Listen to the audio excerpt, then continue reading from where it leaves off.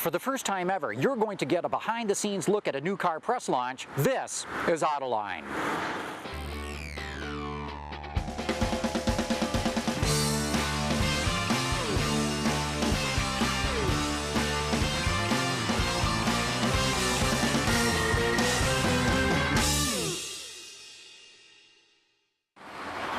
The scene you see here is a quintessential New England town. This is Manchester Village in Vermont, nestled in and amongst the Green Mountains. Now, normally I'd come to a place like this for a vacation, but I'm not here on vacation. I'm here to work, and the reason why I'm here is that this is the place that Mercedes-Benz has chosen to do the international media launch of its latest diesel technology. Today's show is going to be all about the behind-the-scenes effort that goes into a launch like this, all the setup, all the logistics, and starting with the people who make it happen. These big events are just the first preview. After this, we may do some local regional events for the local press. They then go into our press fleets, which are across the country, coast to coast, and they're pushed out on a request basis, but also we push them out to people that we want to. So really the whole process of a car launch for us isn't just the week or the 2 weeks that we're here. We're always trying to stay 2 hours ahead of our guests and really to look out for anything that's going to kind of sway and divert. So our mind is racing all the time, even though we're looking calm and cool and collective. Behind the scenes, we're always sweating the details for stuff, and the little details really speak to big success at the end of the day. It's really almost as much about the people as it is the hardware. You want to see the engineers, you want to talk to the marketing people, you want to try and figure out what they've got in mind. I mean, away from the hype. The soul of the vehicle and the soul of the people that are behind it. And that gives you a very good idea if they think it's going to be a success. So if you want to learn about the effort that the car companies go through to put their newest vehicles in the best possible light in front of the media, don't go away. We'll be back right after this.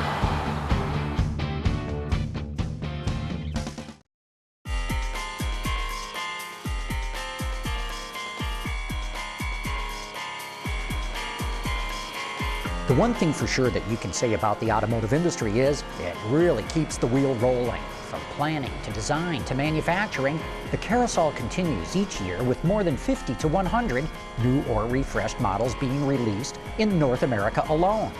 But before those products land at car dealers across the country, many customers first become acquainted with them in the buff books, like Motor Trend, Car and Driver, or Road and Track. Because those periodicals have such a fervent built-in audience, the manufacturers usually loan these new models out for review well before they're released. We've all seen the glossy cover stories perfectly timed to hit newsstands just early enough to generate buzz and excitement. It's a symbiotic relationship for sure. The magazines get some great product access, while the manufacturer receives the PR benefit of stories and pictures featuring its new upcoming car or truck. Well, that's great for the big boys of the enthusiast set. But what about everyone else? The problem is capacity. There are only so many prototypes built before the car or truck is mass-produced, so not everyone in the automotive media has the luxury of that early loan. To make sure the universe of reporters that work for daily newspapers, other magazines, and even internet media also gets access to those new vehicles, the OEMs came up with a way to take care of everyone else at virtually the same time and developed the press launch. The press launch has become a unique and important part of automotive marketing. Important for consumers because it's usually the first opportunity the non-enthusiasts have to read, see, and hear information about the new product from someone other than the company. And likewise, it's important for the auto industry because it reaches consumers via a comfortable and trusted voice. You can advertise to them, which is about selling. You can do direct mail to them, which is about telling. But in a way, public relations and what we do with your good colleagues from the Fourth Estate really is a third-party endorsement because they're reading it from a brand that they trust, whether it's Autoline Detroit or whether it's the Wall Street Journal, or whether it's a magazine or their local newspaper. They trust that source of information. Trust is something usually earned over time. However, looking at its history, the press event is really relatively young. In its current form, it's only been around for about 30 years. But even over that short amount of time, it's proven to be an effective communication tool for the OEMs.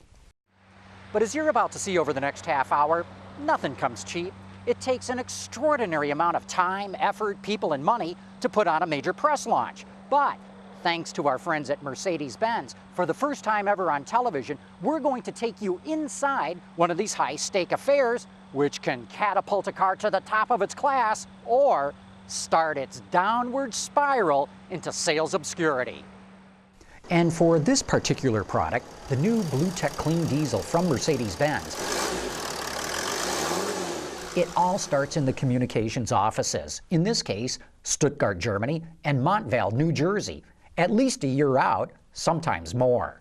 And there isn't much these teams don't tackle for a press launch. Everything from the design and concept of the event, to its most appropriate location, to the journalist's guest list, and even travel requests.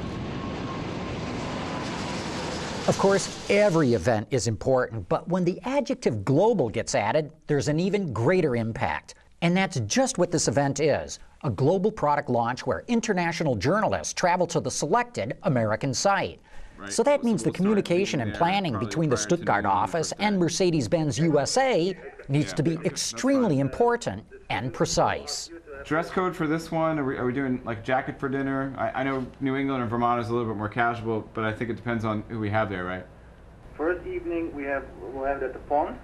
It's more like a barbecue kind of atmosphere, so that's more really informal, like we're just arriving of the day. Okay.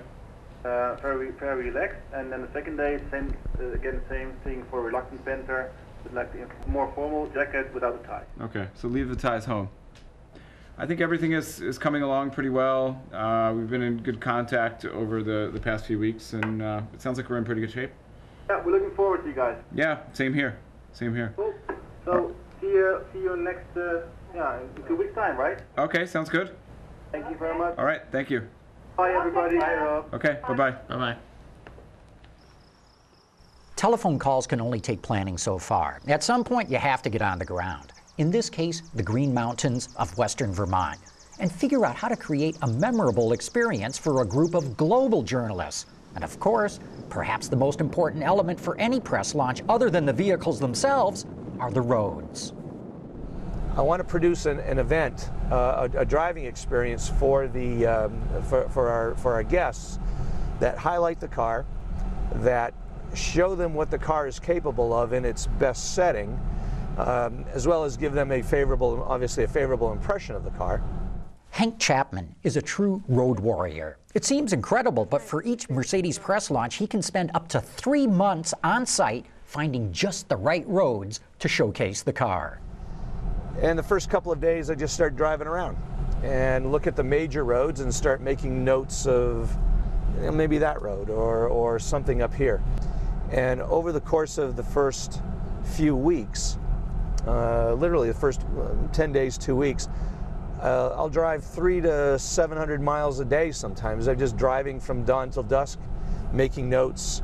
I bring a pack of highlighters on my GPS map, and I'm highlighting roads. This one works, this one doesn't work. And anyways, that's the beginning, and then you just start putting together the puzzle.